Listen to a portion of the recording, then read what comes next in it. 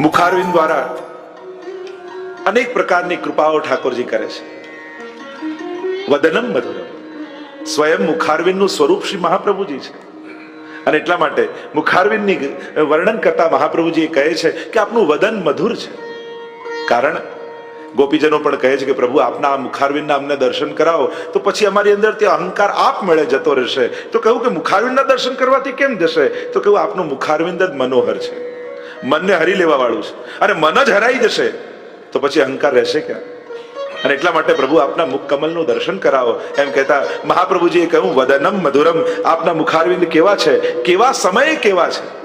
જો ઠાકોરજીના મુખારવિંદની શોભા દરેક સમયે બદલાય છે. ગઈકાલે આપણે નિત્ય લીલામાં દર્શન કર્યા ને, મંગળા સમયનું મુખારવિંદ કેવું, શૃંગાર સમયનું મુખારવિંદ કેવું, રાજભોગ સમયનું મુખારવિંદ કેવું, સંધ્યા આરતી આવનીના સમયનું મુખારવિંદ કેવું, શયન સમયનું કેવું. દરેક સમય છીન છીન બાનિક ઓર રહી હોર, પ્રતિપલ પ્રભુના મુખારવિંદની શોભા જુદી છે. એ જ મુખારવિંદ તમે જુઓ તો એક માધુર્ય ભાવમાં મુખારવિંદ જુઓ, વાત્સલ્ય ભાવમાં મુખારવિંદ જુઓ, સાખ્ય ભાવમાં મુખારવિંદ જુઓ, સ્વામી ભાવમાં મુખારવિંદ જુઓ, એમાં પણ શોભા જુદી હશે. પ્રભુના મુખારવિંદમાં અનુભાવો બિરાજમાન છે. એટલે કહું વદનમ મધુરમ. આ મુખારવિંદ જ્યારે અમે દર્શન કરીએ છીએ, ગોપીજનો કહે છે, ત્યારે અમારું મુખ આપના મુખારવિંદને જોઈને અમારા નેત્રો ભ્રમર બની જાય છે. લોચન ભૃંગ પિયે ઘણું તે પ્રગટ મુખ મકરંદ છે. એમ તો પ્રભુના મુખારવિંદમાં 7 ધર્મો બિરાજમાન છે. વેદનું પ્રાગટ્ય છે, સરસ્વતીજીનું પ્રાગટ્ય છે, બ્રાહ્મણોનું પ્રાગટ્ય છે, કમનીય સૌંદર્ય છે. હમણાં એના પર વિસ્તારમાં નથી જતો. એ વદનમ મધુરમ, આમ 7 ધર્મો ભગવત મુખારવિંદમાં બિરાજમાન છે. અને એટલા માટે કહું વદનમ મધુરમ, આપનું મુખારવિંદ. કારણ કે ફલાત્મક ભક્તિ કહી છે. જ્યારે મુખારવિંદના દર્શન કરીએ છીએ, જેમ ગોપીજનોએ ગોપી ગીતમાં કહ્યું કે દિન પરીક્ષાએ નીલકુંતલ યા અટત યદ ભવાન અન્હી કાનનમ. રસકાનજીએ બીજું કાંઈ નહીં, એકવાર મુખારવિંદનું ચિત્ર જોયું અને મનમાં થઈ ગયું કે હવે પામવા છે તો આમને પામવા છે. પેલી નૃત્યાંગના નાચતી હતી આગ્રાના બજારમાં અને કૃષ્ણદાસ અધિકારી લઈ ગયા શ્રીનાથજીને સન્મુખ, और मेरो मन गिरधर छवि पर अटक्यो, नाचता नाचता લીલાને પ્રાપ્ત થઈ. એવું આપનું મુખારવિંદ. મુખારવિંદ માટે તો અનેક અનેક ગાથાઓ આપણી ત્યાં ગાવામાં આવી છે કે પ્રભુનું કમલ મુખ દેખત તૃપ્તિ ન હોય. એ આપનું મુખારવિંદ કમળ જેવું છે. મુખારવિંદમાં નેત્રો છે, નાસિકા છે, અધર છે, અનેક અનેક એના ભાવો આપણા આચાર્યો ટીકામાં બતાવ્યા કે આ મુખારવિંદ દ્વારા પ્રભુ કૃપા કઈ રીતે કરે છે. કારણ કે વિરહાત્મક ભક્તિ છે. ચરણારવિંદની ભક્તિ એ શીતલ ભક્તિ છે. જો પ્રભુ છે ને દ્વિદલાત્મક, શૃંગાર કલ્પદ્રુમમ કહ્યું ને કે શૃંગાર રસરૂપ પ્રભુ છે. અને શૃંગાર રસ દ્વિદલાત્મક છે, વિપ્રયોગાત્મક અને સંયોગાત્મક. એમ ઠાકોરજીની અંદર પણ બંને ધર્મો બિરાજમાન છે. જો ઠાકોરજીની પ્રાપ્તિ 4 રીતે થાય. 4 સ્વરૂપ પ્રભુના કયા છે? સંયોગાત્મક ધર્મ સ્વરૂપ, સંયોગાત્મક ધર્મી સ્વરૂપ, વિપ્રયોગાત્મક ધર્મ સ્વરૂપ અને વિપ્રયોગાત્મક ધર્મી સ્વરૂપ. આ 4 સ્વરૂપ પ્રભુના છે. જેમ આપણા ઘરે જે હમણાં બિરાજે છે અને આપણે જેની સેવા કરીએ છીએ અને બધી સેવા અંગીકાર કરે છે, એ સંયોગાત્મક ધર્મ સ્વરૂપ છે. કારણ કે આપણે કરીએ છીએ સેવાને અંગીકાર કરે છે, પણ કરતા કરતા ક્યારેક પ્રભુ સ્વાનુભાવ જતાવે અને આજ્ઞા કરે કે તું આમ કર. તો એ આજ્ઞા કરનારું સ્વરૂપ એ સંયોગાત્મક ધર્મી સ્વરૂપ છે. અને એકવાર અનુભવ થયો એટલે હૃદયમાં તાપ થયો કે ફરી આવો દર્શન, આવો અનુભવ ક્યારે થશે? અને એ વિપ્રયોગાત્મક ધર્મ સ્વરૂપ હૃદયમાં પ્રગટ થાય અને તાપ થાય કે એ પ્રભુ ફરી ક્યારે અનુભવ કરાવશે, ફરી ક્યારે અનુભવ કરાવશે. અને એ જ્યારે તાપ પોતાના ચરમ સીમા પર આવે ત્યારે વિપ્રયોગાત્મક ધર્મી સ્વરૂપે પ્રગટ થઈ જાય અને સઘળી લીલાઓનો અનુભવ વિપ્રયોગમાં જીવને થઈ જાય. એ આનંદનું દાન વિપ્રયોગમાં કરી દે. આપણે ત્યાં સર્વોત્તમ સ્તોત્રની પણ જ્યારે રચના થઈ ત્યારે એમ કહેવામાં આવે કે જ્યારે ગુસાઈજીને એ તાપ થયો અને શ્રી મહાપ્રભુજીનું વિપ્રયોગાત્મક ધર્મી સ્વરૂપ શ્રી ગુસાઈજીના હૃદયમાં પ્રગટ્યું, ત્યારે એક જ સાથે શ્રી વલ્લભના આ એક એક નામોના દર્શન શ્રી ગુસાઈજીને થવા લાગ્યા. આનંદાય નમઃ, પરમાનંદાય નમઃ, શ્રી કૃષ્ણાસ્યાય નમઃ. અને સઘળી લીલાઓનો અનુભવ એક સાથે થઈ ગયો. તો આમ 4 રૂપે પ્રભુ અનુભવ કરાવે છે. તો આ મુખારવિંદ એ વિપ્રયોગનું દાન કરે છે, આ તાપાત્મક ભક્તિનું દાન કરે છે. અને એટલા માટે જ આપણે ત્યાં 2 પ્રકારનું કહ્યું, ચરણારવિંદ થી લઈને મુખારવિંદ સુધીની ભક્તિ. દર્શન પણ જ્યારે કરીએ ત્યારે ઠાકોરના દર્શન કઈ રીતે કરાય? જેમ નખશિખ અને શિખનખ આ બંને પ્રકાર જે બતાવવામાં આવ્યો છે દર્શન કરવાનો, કે દર્શન કરવાનો પણ શું વિવેક છે. લોકો તો દર્શન કરવા જાય તો સીધી આંખો બંધ, વળે ત્યારે જ ખોલે, પછી કે દર્શન કરવા ગયા હતા. અરે કર્યા જ ક્યાં? અહીંયા તો પાપણે બંધ ન થવી જોઈએ. પ્રભુના સ્વરૂપામૃતનું પાન કરતા એ આવડવું જોઈએ. એ સાક્ષાત રસાત્મક છે, પણ શું એનું પાન કરતા આપણને આવડે છે? તે મુખારવિંદના દર્શન કરી મહાપ્રભુજી કહે વદનમ મધુરમ, અને આગળ ગાન કરતા કહ્યું, આગળ કહ્યું નયનમ મધુરમ. હે પ્રભુ, આપના નેત્રો મધુર છે. પ્રભુના નેત્રો કેવા છે? અનેક અનેક ઉપમાઓ આપણે આ નેત્રોને આપવામાં આવી. કમળની ઉપમા, ભ્રમરની ઉપમા, મત્સ્યની ઉપમા અને ખંજન પક્ષીની ઉપમા. આમ 4 પ્રકારની પ્રધાન ઉપમા આપવામાં આવી છે ઠાકોરજીના નેત્રોને. કમળની ઉપમા, કારણ કે કમળના પાંખડીઓ જેવા પ્રભુના નેત્રો. પુષ્ટિ માર્ગમાં નેત્રો સીધા નથી હોતા, કટાક્ષ નેત્ર હોય છે. તમે જો તો નાવ જેવા લાગે. મોહન નયના આપ કે નૌકા કે આકાર, મોહન નયના આપ કે નૌકા કે આકાર, और जो इनमें बस गए हो गए भव से पार. એવા આપણા નેત્રો. પ્રભુના નેત્રોમાં 4 અમૃત બિરાજે છે. એમ કહ્યું, કોટી ચાંચલ્યામૃત, મંદ હાસ્યામૃત, લાવણ્યામૃત અને આરુણ્યામૃત. આ 4 અમૃત પ્રભુના નેત્રોમાં બિરાજમાન છે. તમે પ્રભુના નેત્રોમાં 4 રંગ બિરાજમાન છે. કીકી શ્યામ હોય, આંખો સફેદ હોય, આગળના ખૂણામાં ક્યાંક લાલાશ હોય અને પાછળના ખૂણામાં ક્યાંક પીળાશ હોય. આમાં 4 રંગ, 4 યુથના ભાવથી પ્રભુના નેત્રોની અંદર બિરાજમાન છે. આપણે ત્યાં ખેલમાં પણ 4 રંગો હોય, ચોવા, ચંદન, અબીર, ગુલાલ. આપણે ત્યાં ગુંજા માળા ધરાઈએ, એમાં 4 રંગ. આ રીતે આ 4 રંગની ભાવના છે. આ 4 અમૃતના પ્રતિકરૂપ છે પ્રભુના નેત્રો. જો ઠાકોરજી દર્શન બધાને આપે, પણ દ્રષ્ટિ બધાને આપતા નથી.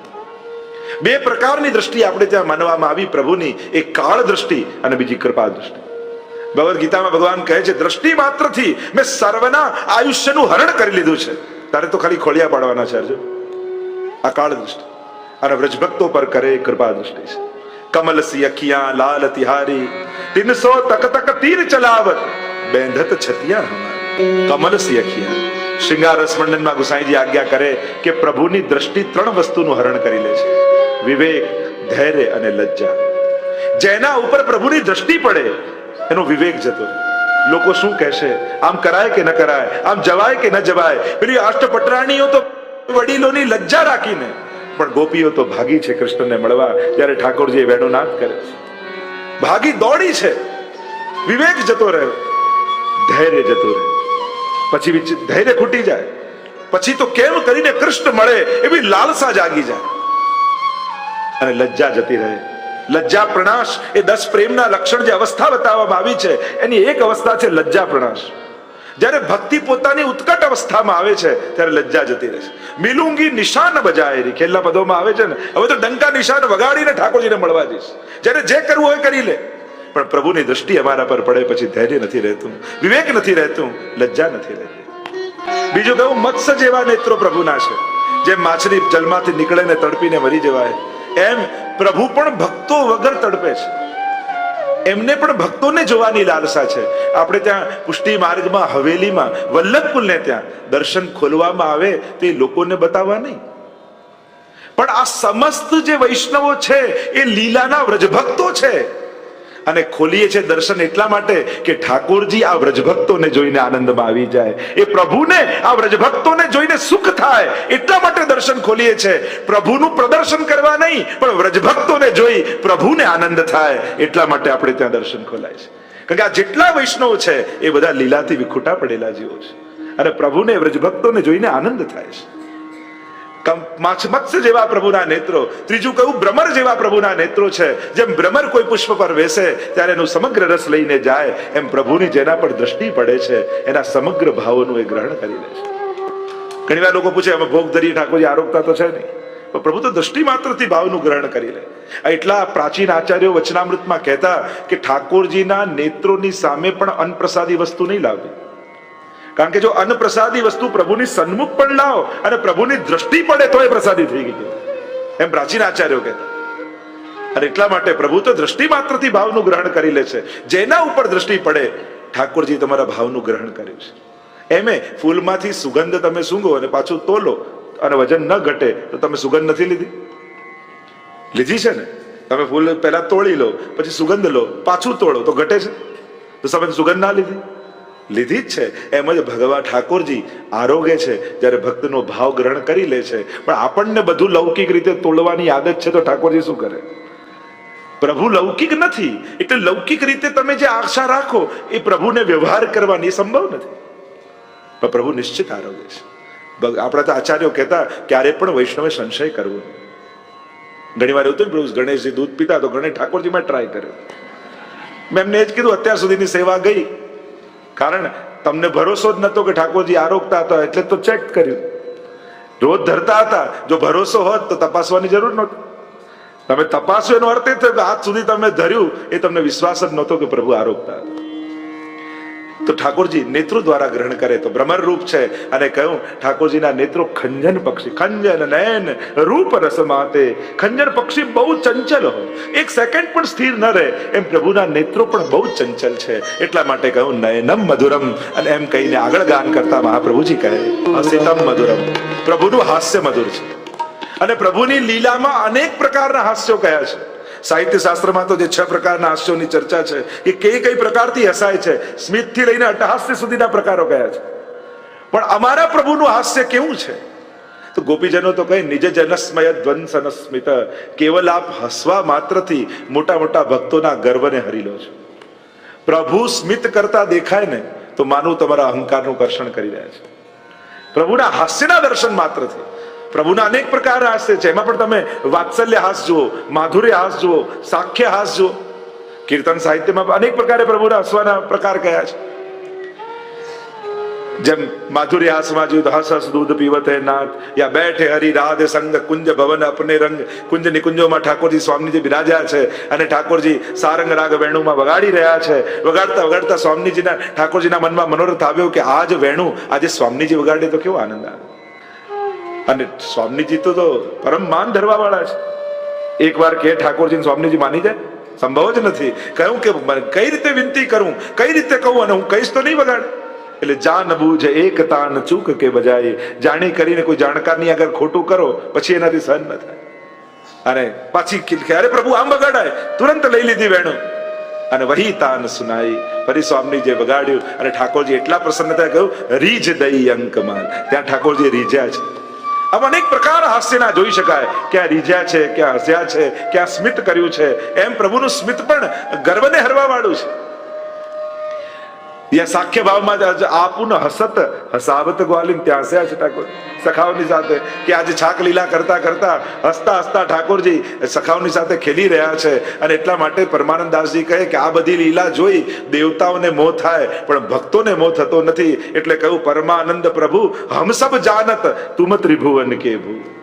અહો ભાગ્યમ નંદ ગોપ વ્રજો કસામ. બ્રહ્માજી પણ કહ્યું છે. તો આ સિતમ મધુરમ, આ સાખ્ય હાસ છે. ક્યાંક વાત્સલ્ય હાસમાં પણ જુઓ, યે તેરી યે બાબા નંદ કી ઓર યે વાકી જાયો ઝુલાવે તેરો પલના. અને ખાત પીત ચલી, ત્યાં ઠાકોરજી હસે છે. એવા અનેક પદોમાં અનેક પ્રકારના હાસ્ય છે. એ વાત્સલ્ય હાસ છે, માધુર્ય હાસ છે, સાખ્ય હાસ છે. એવા અનેક પ્રકારના પ્રભુના હાસ્ય જોઈ મહાપ્રભુજીએ કહ્યું હસિતમ મધુરમ. गोपीजनों पण गोपी गीत में कहे हसितम प्रिय प्रभु, आपका वो हंसना, आपकी वो प्रेम भरी दृष्टि, आपका वो एकांतिक विहार, ये सब हम स्मरण करती हैं. जो संयोग में सुख देने वाला है वही विप्रयोग में दुख का कारण हो जाता है. प्रभु जेवुं हास्य तो त्रिलोक में कोईनुं नथी. तो लीलानो प्रसंग आ रास चौतरामां स्वामीजीए बोलाव्या ठाकोरजीने અને ઠાકોરજી સખાઓની સાથે આવ્યા એટલે સ્વામીજીને કહેવા લાગે ચલો રાસ કરી. ઠાકોરજી કે આજે રાસ નથી કરવાનો. સ્વામીજી કે આજે તો આંખ મીચોલી લીલા ખેલવાની છે.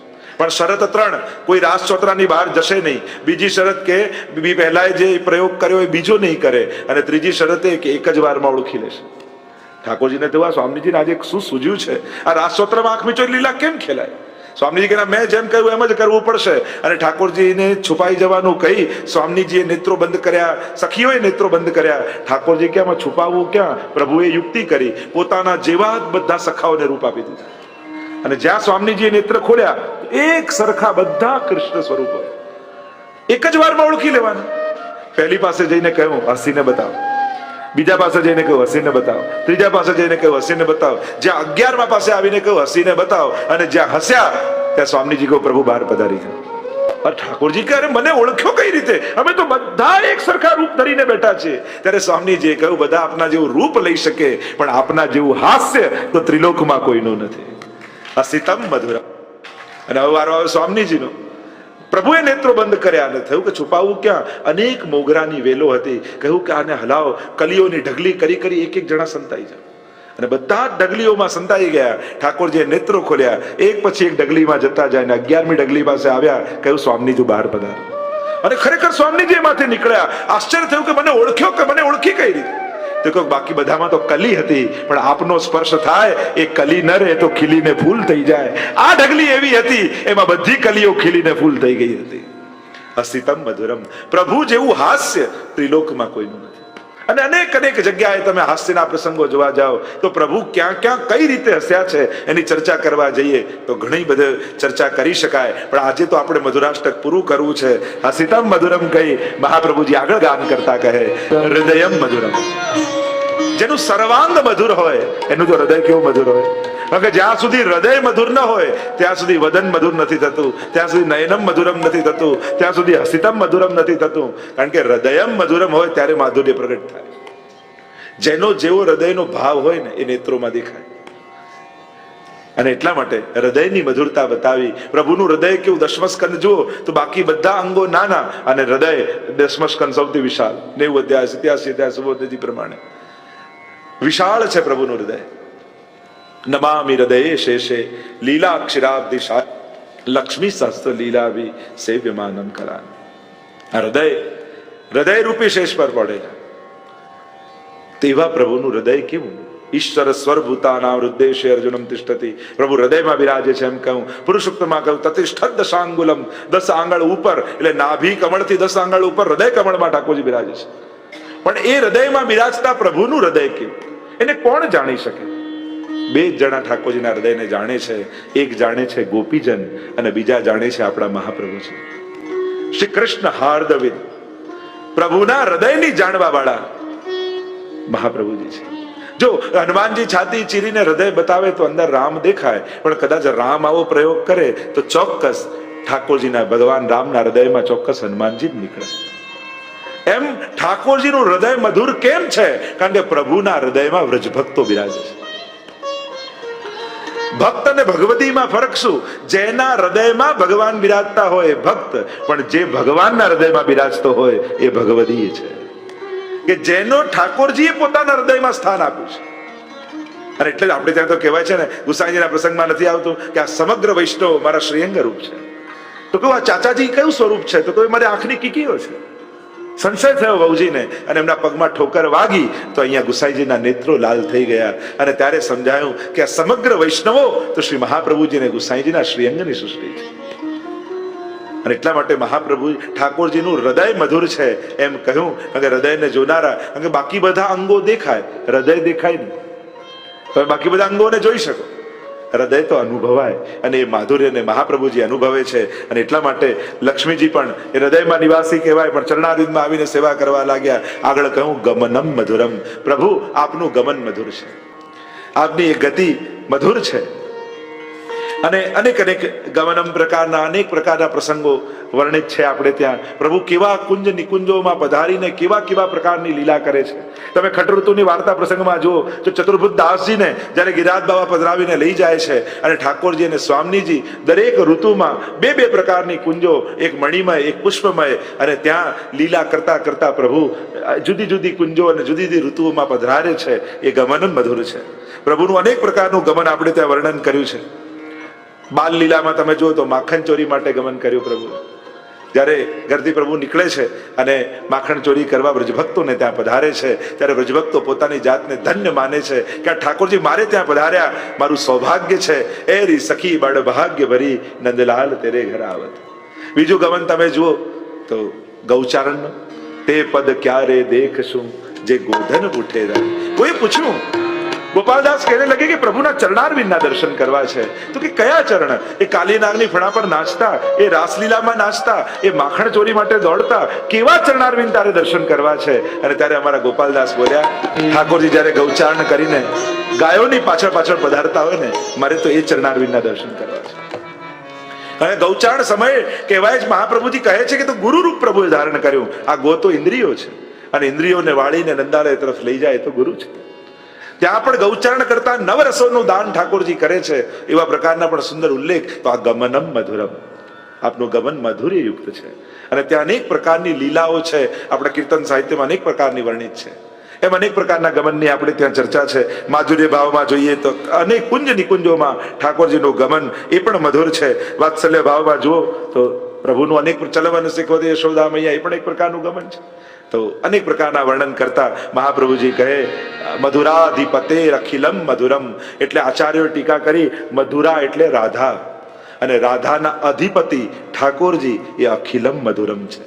તો રાધાના અધિપતિ મધુરા એટલે રાધા, અને એના અધિપતિ જે પ્રભુ છે એ અખિલમ મધુરમ, સર્વાંગ મધુર છે.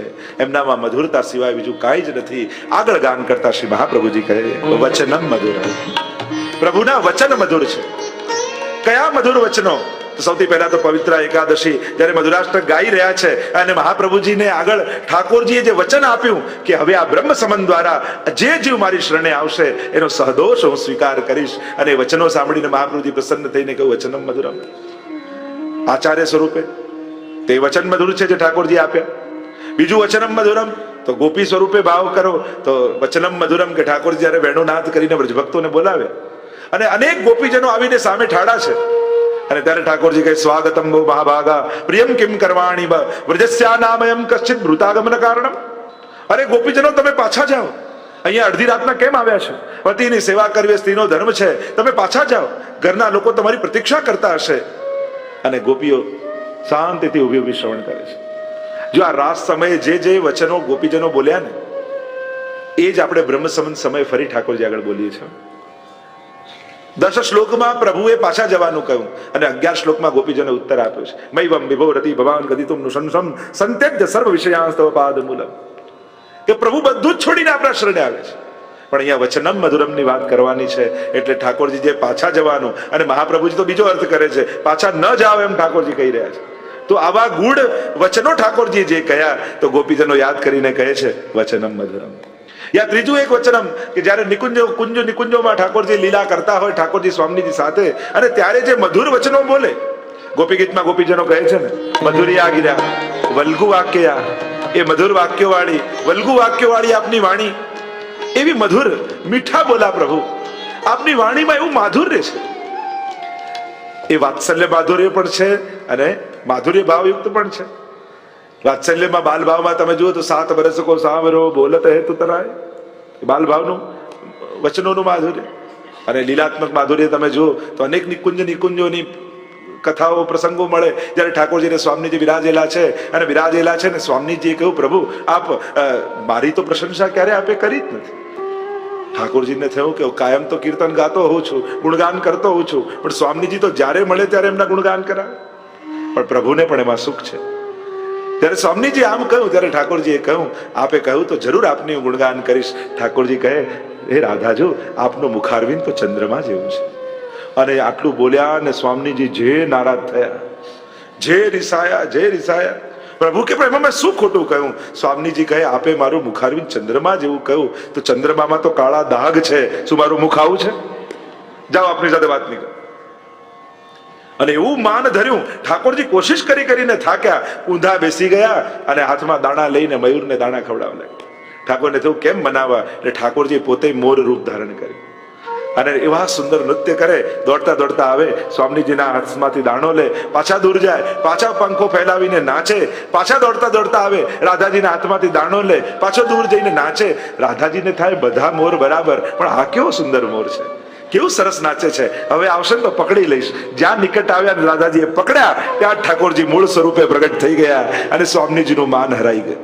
આવી અનેકવિધ લીલાઓ કીર્તન સાહિત્યમાં તો આપણે ત્યાં ઉપલબ્ધ છે.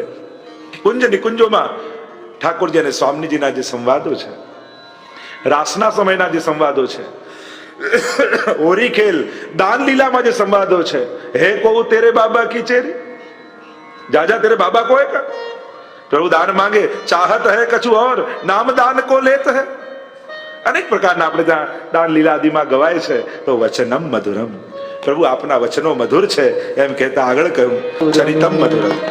પ્રભુના ચરિત્ર અદ્ભુત પણ છે અને મધુર પણ છે. યમનાષ્ટકમાં એટલે તવ ચરિત્ર મત્યદ્ભુતમ, શ્રી યમુનાજીના ચરિત્ર અદ્ભુત છે, ઠાકોરજીના ચરિત્ર અદ્ભુત છે. તો અદ્ભુતતા શું છે ચરિત્રની? તો કહ્યું અસાધનમ સાધનમ કરોતી ઇતિ અદ્ભુતમ. અસાધનને પણ સાધન કરી લે અદ્ભુતતા. અજાણે અધર્મી નાઈ ગયો તોય માએ કર્યો ઉદ્ધાર. આ કોઈ સાધન નતું કર્યું છતાં ઉદ્ધાર. શિશુપાલે 100 ગાળો આપી ભગવાને વિચાર કર્યો તે મને 100 વાર યાદ કર્યો, લાવ તારો ઉદ્ધાર કરી. અદ્ભુત. કંસને એવો ભય લાગ્યો, ચારે તરફ કૃષ્ણ દેખાવા લાગ્યા, સિપાહીમાં, દ્વારપાલમાં, પત્નીમાં. પ્રભુ કે તને તો સર્વાત્મ ભાવ થઈ ગયો, લાવ તારો ઉદ્ધાર કરી દઉં. આ અદ્ભુતતા.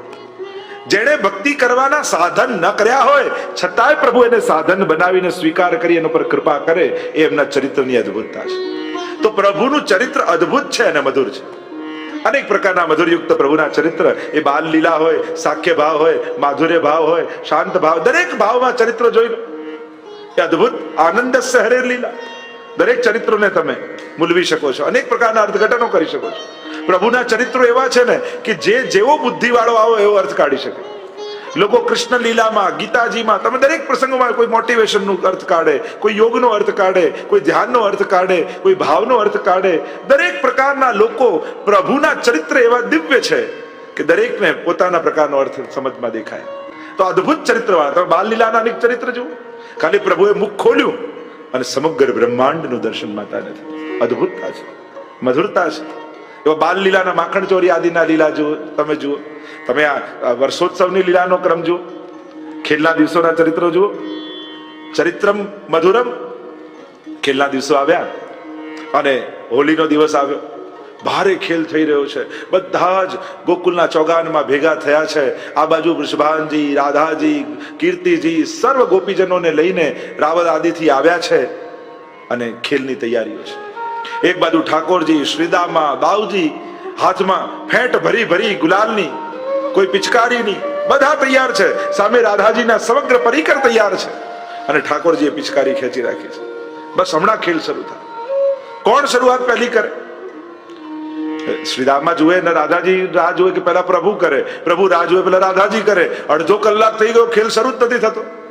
શ્રીદામાને થયું કે આ કોઈ નહીં કરે, મારે જ કરવું પડશે. પ્રભુ પિચકારી એમ ખેંચીને હતા, પાછળ ખૂણીમાં થોડોક ઝટકો માર્યો, પિચકારી દબાઈ અને હોરી હે કરીને આખા ગોકુલમાં ગુલાલની ધૂળો ઉડવા લાગી, ડબરીઓ ઉડવા લાગી અને ફેંટો ફેંકવા લાગ્યા અને ઠાકોરજી એક એક ગોપીજનને પકડીને રંગવા લાગ્યા.